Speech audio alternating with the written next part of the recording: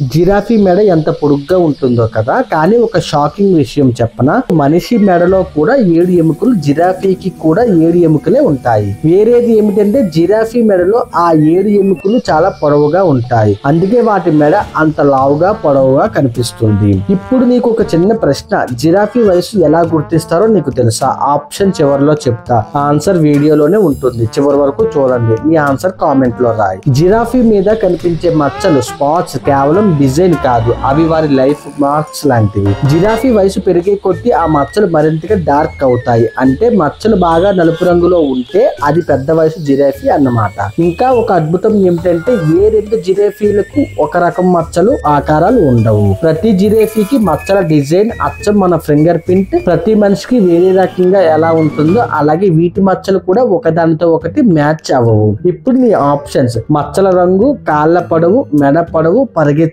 వేగం. ఏది కరెక్ట్ అనిపిస్తుందో కామెంట్ లో రాయి. ఇలాంటి నిజమైన ఆసక్తికర విషయాలు తెలుసుకోవాలంటే ఆస్క్ మిస్టర్ తెలుగుని సబ్స్క్రైబ్ చేయండి, బెల్ ఐకాన్ ఆన్ చేసి పెట్టుకోండి.